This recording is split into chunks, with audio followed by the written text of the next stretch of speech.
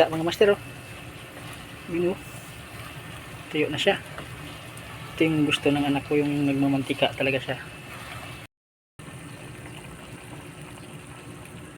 What's up mga master? For today's video mga master, magluluto tayo ng tinatawag nila dito sa Maynila bahay itlogan. Bumili tayo sa bukid kanina. Bahay itlogan, isang balot nun. Marami na.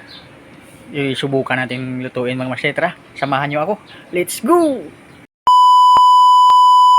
Mga master, nagkahiwa na tayo ng luya. Yan, ganito kayo maghiwa ng luya mga master, pahaba na maliit para paggisa nyo, pwede siyang kainin. Masarap kainin ito pagka naluto. Ayan, sibuyas.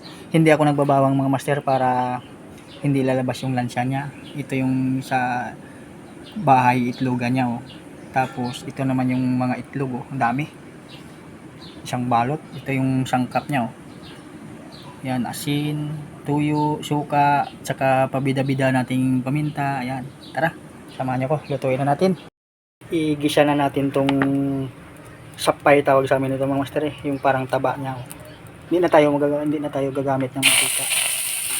Yan na lang yung gamitin natin. Pamantikain muna natin. Tingnan nyo yung mantika niya mga master, ang dami. Oh. Kung gagamit ka pa ng mantika, yun, tingnan, papasok sa katawan mo to. Ilagay na natin yung una luya. I-golden brown lang natin siya mga master. Dito pala tayo nagluluto sa kahoy. Oh.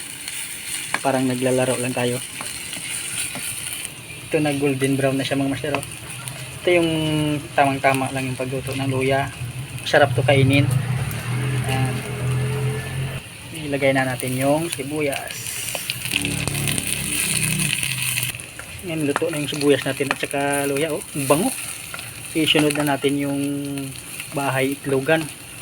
Pakuli natin yung itlog mga master. Pakuli natin yung itlog. Bahay itlogan. Ang dami nito mga master. Haluin muna natin tapos igisa natin sa sangkap natin mga ingredients. Dahon ng laurel.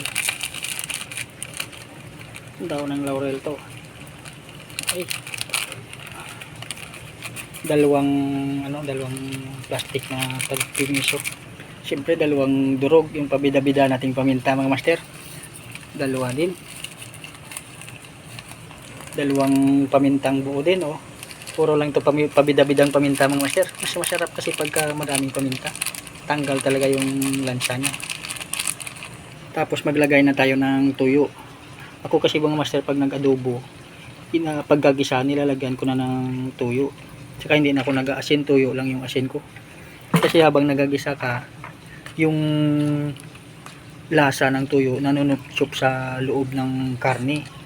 Ganyan ako mag-isa mga master. Saka hindi ako nagbabawang pagka manok. Pero pagka baboy, nagbabawang ako. Pero pagka manok, hindi ako nagbabawang kasi nalansan ako. Yan. Pakuluin lang natin mga master. Lagyan din natin ng suka. Ayan.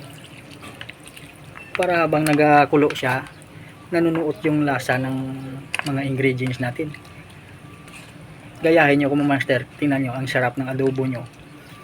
Ito yung gustong gusto ng asawa at anak ko, yung adobo ko kasi masarap nga. Nanunuot yung mga lasa niya. Ayan.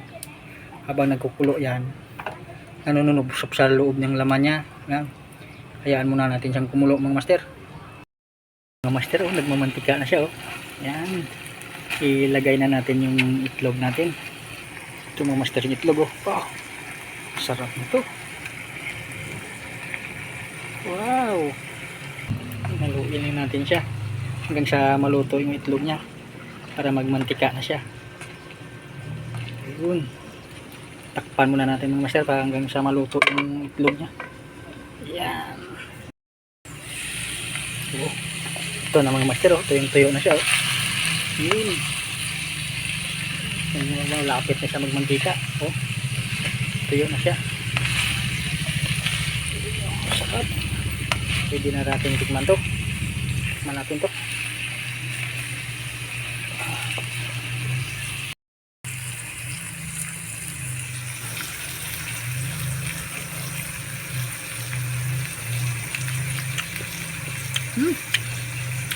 Sarap. Ganito lang mag-adobo mga master, walang asin to. Adobo sa tuyo. Sarap, nanunuot yung lasa niya talaga. The best. Ito na nga yung bahay itlogan natin mga master. Oh. Luto na. Oh. Siyempre hindi natin palagpasin tong matikman tong itlog na to. Tara, tikman natin mga master.